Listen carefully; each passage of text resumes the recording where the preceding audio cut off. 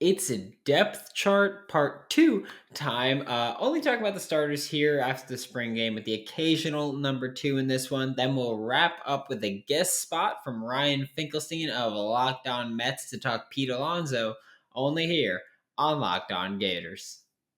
You are Locked On Gators, your daily podcast on the Florida Gators. Part of the Locked On Podcast Network, your team every day.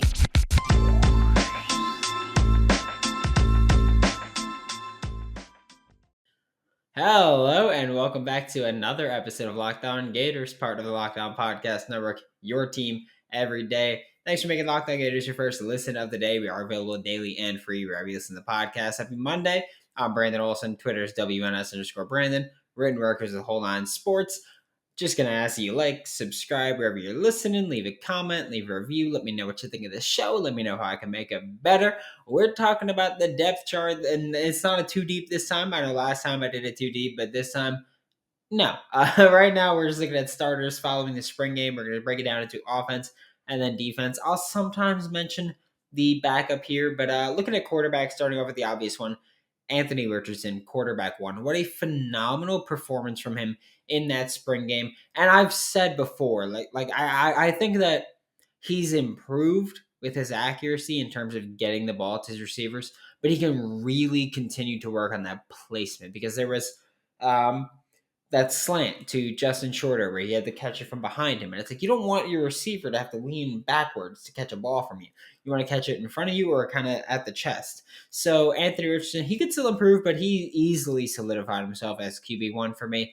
And Jack Miller III easily solidified himself as QB2. Jalen Kitna did not get to show anything in that game. And Carlos Wilson just he didn't do anything impressive. I get it. He evaded the pocket well, and even I said that he evaded pressure well, navigated the pocket, but he didn't really know what to do after that, which is a big question mark for me. So Jack Miller III, easily QB2, and like I've said before, I don't really fault him for not being able to get the second team offense going. This second team defense is way better than the second team offense is, so it's very difficult to get going. Looking at running back, Lorenzo Lindor kind of solidified himself as a back that will contribute quite a bit on the ground and in the air.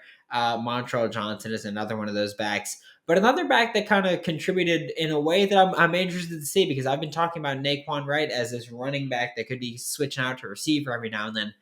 That was DeMarcus Bowman in the spring game. He was a running back that would move out wide, go in motion, and be legitimately as a wide receiver. And whether he was going deep or a screen or a curl, whatever it was, DeMarcus Bowman was that running back / wide receiver role, which is good to see, because we knew that we would have that at some point somewhere along this offense. So it's good to see kind of that DeMarcus Bowman is the player that kind of took over that role. Looking at receiver, I've listed 4 receivers here as the top 4 receivers. They're the 4 that were not necessarily the most impressive, but the guys that I think will be the starters. 3 of them were already penciled in. The 4th one was kind of penciled in, but Justin Shorter and Xavier Henderson on the outside, pretty easy, pretty obvious. I think they've been the answer the entire time. Trent Whittemore on the slot, pretty easy, pretty obvious the entire time. They're still running those bubbles in Florida, so that's still something that Trent Whittemore's going to kill at. But then the 4th receiver to talk about, because we talked about Deshaun Reynolds, we talked about Marcus Burke, we've talked about Finley Graham Jr., but Jaquavion Frazier's kind of solidified himself as wide receiver 4 for me in that spring game, because I get that Jalen Kimber was on him a lot and kind of tightly contesting him a lot, but Jaquavion Frazier's did everything possible to make a play on the ball once it went in the air. And more often than not, he won that 50-50 ball. And I think when you have a quarterback like Anthony Richardson, who is going to want to push the ball downfield, he's going to want to kind of push the envelope a little bit. And you have a receiver like Jaquavion Frazier who can make that play for your quarterback. I think you have to get him on the field in some way. So I think Justin Shorter, Xavier Henderson, Trent Whittemore, and Jaquavion Frazier are the easy top 4, with Dejon Reynolds being the number 5. He still had a good day on Thursday night for the spring practice. I'm used to saying Saturday. He still had a good day on Thursday night for the spring game, but it just wasn't as impressive as Jaquavion Frazier's consistently making catches in contested coverage. I would like to see Frazier's be able to kind of create separation more because, again, during games last season, we pretty much saw him kind of just step on the field, catch a screen pass, and run from that point. We didn't see him really work his way open. That's something I'd like to see from him. Looking at tight end, we've got Dante Zanders and Keon Zipper as a starting two. Dante Zanders started for the blue team, which was thought of as the first team offense. Keon Zipper started for the orange team, which was thought as the second team offense. And I think that, in an offense where we're going to see a lot of 12 personnel, a lot of 2 tight end sets. You need 2 starting tight ends. And Dante Sanders he was sensational in that spring game as a pass catching tight end. I said it, I think I even tweeted it during the game where I was like, look, he's done a lot in the air, but his blocking was not great. Keon Zipper, much better. I think we'll see Keon Zipper be the inline tight end, which, even as an inline tight end, Keon Zipper would be a mismatch nightmare, so that's important. But also, I think we see Dante Sanders as that move tight end a little bit. So that's something to keep an eye on. Dante Sanders being the move tight end, not being asked to block as much. Keon Zipper being in line. I think this is kind of an instance of just getting your best players on the field. Hayden Hanson's a freshman. Jonathan Odom's recovering from injury. Arliss Boardingham is a freshman. Tony Livingston's a freshman. So Dante Sanders and Keon Zipper kind of let you get your best players on the field at the same time. And look at the offensive line. We've got Richard Garage, Ethan White, Kingsley Eguakun, Osiris Torrance, and Michael Tarkin. I know that Osiris Torrance wasn't with the starting offensive line, but I think by the time the season comes around, he's just too good to keep on the bench. It's kind of like Anthony Richardson last year, where people are like, oh, like take Emory Jones out. Anthony Richardson is just too good to have on your bench. I think Osiris Torrance is kind of that same way. I think he's a legitimate all SEC talent. So figure out a way to get him on the field. It's really as simple as that. I get there's Josh Braun as a guard that you want to get on the field, but Osiris Torrance is just so consistently good that I think you have to figure out a way to get him on the field. We're going to talk about the defensive side of the ball, but first, we'll talk to you guys about Built Bar because it's spring break time.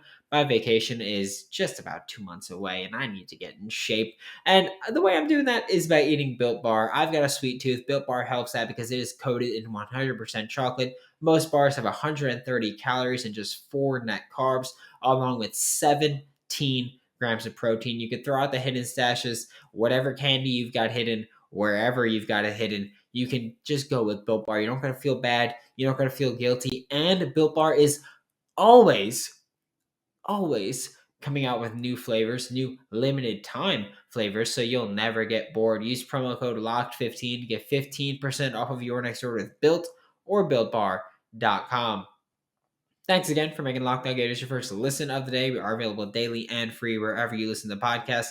We're going to talk about the defensive side of the ball now. I'm starting off with edge because I think those are the easiest points to hit here. On the edge, you've got Brenton Cox Jr.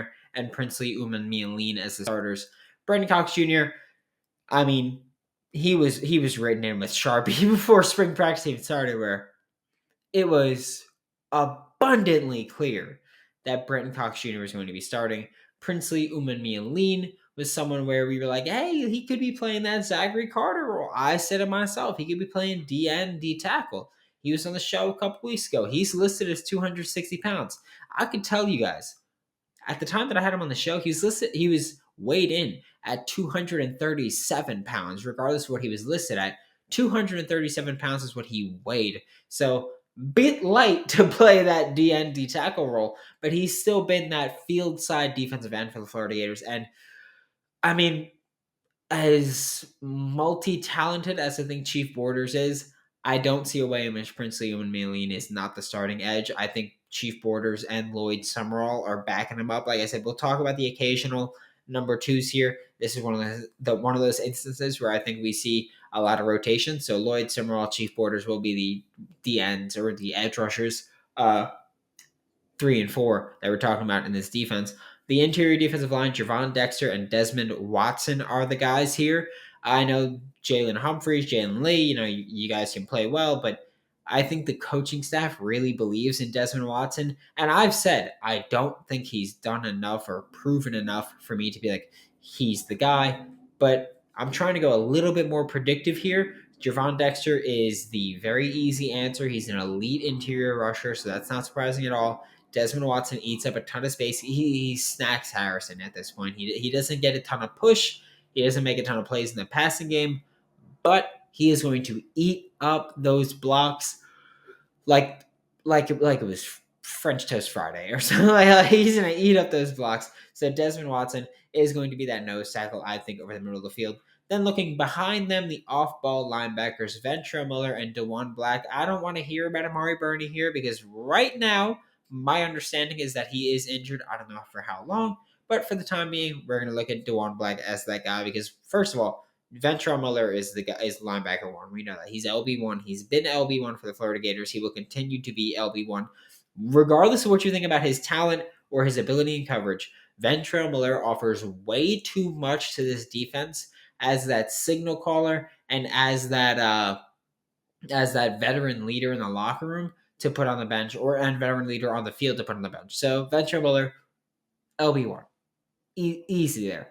DeJuan Black is LB2 for me because I think, one, he had a great spring game. He showed a ton of ability, even when he wasn't, because look, he's a lighter dude. But it's hard. It's a little bit hard for him to get off blocks. But he was flying to the ball carrier, regardless of blocks in the way, flying to the ball carrier. And he made at least one phenomenal play in coverage where Jack Miller was rolling to his right, kind of panicked a little bit and kind of forced the ball out. And DeJuan Black almost had a diving interception. And that is a stellar play that you don't see many linebackers make. Like that is a play that Mac Wilson made with Alabama or Dylan Moses pre-injury. And to be fair, I was incredibly high on both of those guys, and I will continue to be high on DeJuan Black as well because he's that same mold of that phenomenal coverage linebacker, that freak athlete. DeJuan Black, I think, has the potential to be even better. And then looking at cornerback, Jason Marshall Jr. and Avery Helm. I know that you guys don't like Avery Helm that much. I know that a lot of you guys want Jalen Kimber to be the guy. The reason I don't have him here is because of how good of a game Jaquavion Frazier's had against him. And I get it. Jalen Kimber, he kept tight coverage. He did. But tight coverage means nothing if the guy's still catching the ball on you. And that was still happening consistently against Jalen Kimber with Jaquavion Frazier's. And I don't know if you want to take that as a knock on Jalen Kimber or praising Jaquavion Frazier's, but that it is what it is at that point where the opportunity that Jalen Kimber got, I don't want to say he got dogged, but Jaquavion Frazier's consistently made catches right over his head. So I have a difficult time saying that I want that guy to be my starter. So I'm going with Jason Marshall Jr., who's proven consistently that he could be that guy, and Avery Helm, who is the player that I've been saying the whole time has been my guy as my corner too. And I haven't seen anybody do well enough to dethrone him. So why change from what you think is a good option for nothing? Like for no proven opportunity. Just play the guy that you know will perform at a high level. Jalen Kimber, I know you guys love, but look, I'll say it one more time. He played phenomenal coverage, but it doesn't matter if the guy keeps catching the ball over your head. Jalen Kimber has to do a better job of turning his head around and making a play on the ball there because he just way too often got caught on right there, and it was just horrible play. Safety, Rashad Torrance II and trading the third. Nothing has changed here. Donovan McMillan has stepped up. I know I mentioned him as like a safety, safety 4, I believe it was that I had him in the last time. But no, he's safety 3. He solidified himself there for me. He had a phenomenal spring game. He had the interception and triple coverage, which is why I'm not like, oh my god, elite ball hawk. But I will say that was he found himself in good position consistently, and he kept getting himself in good position, not allowing big plays, not allowing deep plays. So Donovan McMillan has solidified himself as safety 3 for me. But Rashad Torrance the second and Trading the third continue to be that duo that it's just like I've said it before and I'll say it again.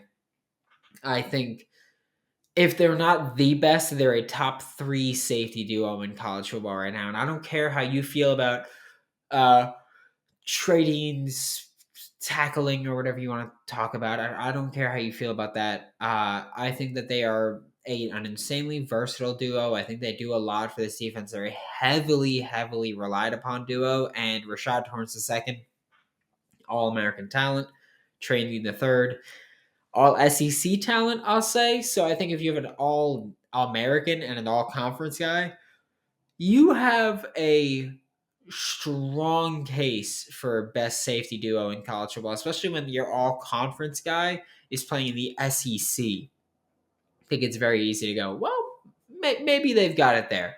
And then we're going to look at star, which is Trevez Johnson, the safety corner hybrid spot. Trevez Johnson had that role last year.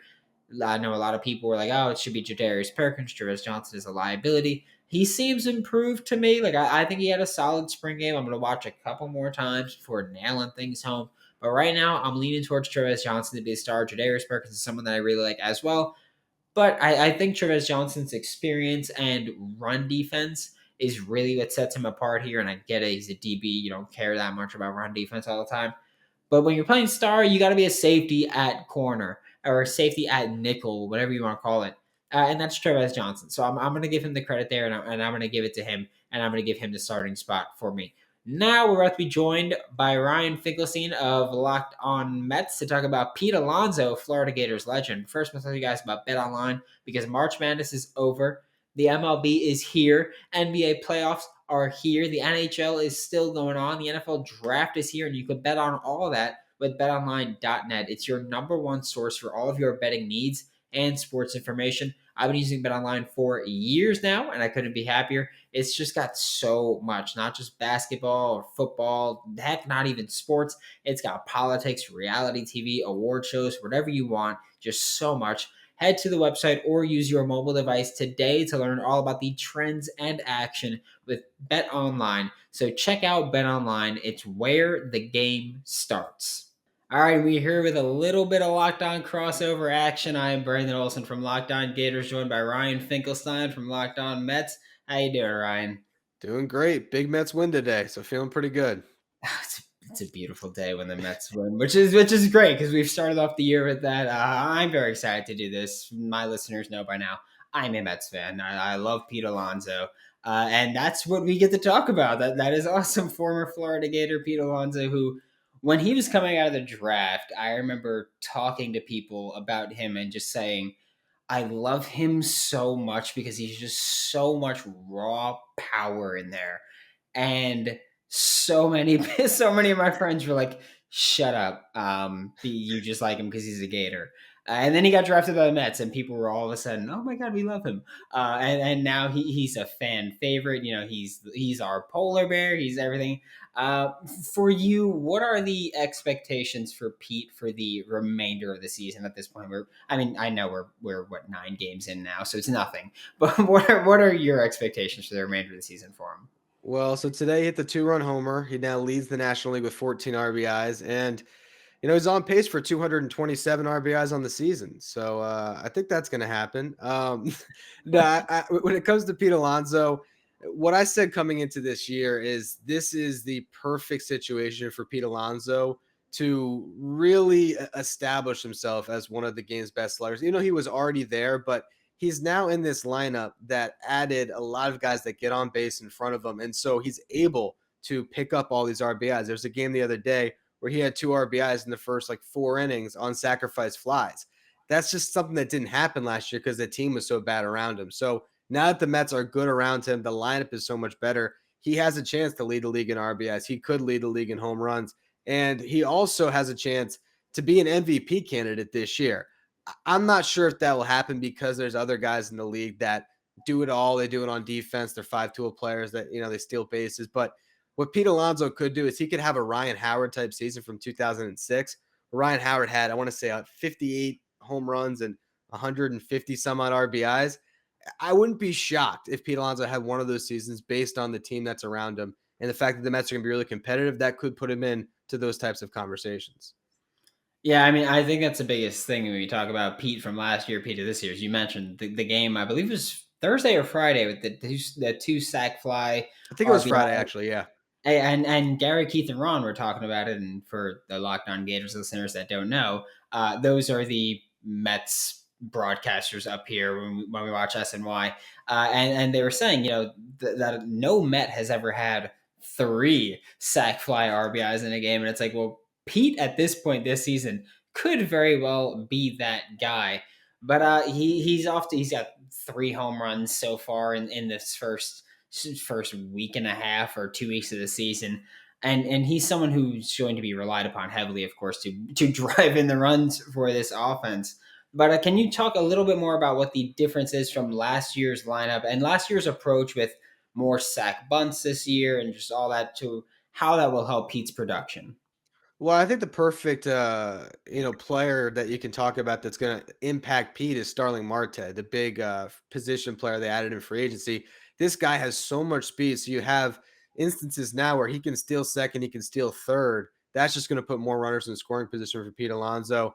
Having even if Brandon Nimmo gets hurt now, you have a Starling Marte out there. You have Mark Canha, another addition they made this offseason, who through the first 5 games was getting on base like an 800 clip. It was ridiculous. He slowed down a little bit. Actually, both him and Nimmo have COVID right now. But again, it's a team that is so much better. And they also, I think, if you just look at the Mets right now with Buck Showalter as the manager and all these veteran players, it just seems like there's less distractions as there were in years past. And this team is really motivated to make a lot of noise this season. And I think with the Braves coming off a World Series, that there's a little bit of a World Series hangover right now. They're waiting on Ronald Acuna Jr. to get back. This team, in my opinion, is head and shoulders the best in the division right now. And if they can build up an early lead, it's going to be a really special season for the Mets and a special season for Pete. Now, there's something I want to ask you about a little bit because I am admittedly horrible when it comes to MLB contracts and all that. Because I know arbitration throws me off forever, and I'm more of a football guy to begin with. That's well known from my listeners that I'm more of an NFL player or NFL fan here. But how important is it for the Mets to have Pete? I believe he's under contract or under club control until 2025. Just I know we're talking way in the future here, but how important is that for the team to be able to maintain him? I know Stevie likes to spend his money now, but just how Yeah. for that team control? Well, so I actually wrote an article about this for Just Baseball over the offseason, and I also did a podcast on it where I was talking about Pete Alonso, and this was the perfect time to give him a contract extension. If you look at players in the past, like Freddie Freeman and Joey Votto, they got extensions at a similar time in their career. This would be the time where the Mets have control over Pete to try get an extension that would be a little bit more team friendly, but also an extension that would probably pay Pete north of maybe $200 million. And the way that he has looked at this stage in his career, I don't think there really is any questions about what Pete Alonso can do. I mean, I think the only thing you might question is his defensive first base. I'm a pretty strong advocate that he is still a good defensive first baseman. But when it comes to hitting and potentially even being a DH, like if Pete's in the lineup, he's going to be hitting home runs. There's just no doubt about it. The guy's power is insane. So I think that could be something that happens next offseason. There could be extension talks. But the Mets also have to worry about Jacob deGrom as another player that needs extension. I think the bottom line is with Steve Cohen, you don't worry as much about the homegrown players leaving as you did in years past. Yeah, you mentioned Jacob deGrom, and I will say I know Noah was kind of a player that a lot of fans were iffy on towards the end. Broke my heart that he left the Mets. He was just Yeah. one of my favorite Mets around. But then looking at Pete as you mentioned a slugger. A lot of people say that he's not a great defensive first baseman. I think he does a fine job. He's had to field some roughly thrown balls this season so far.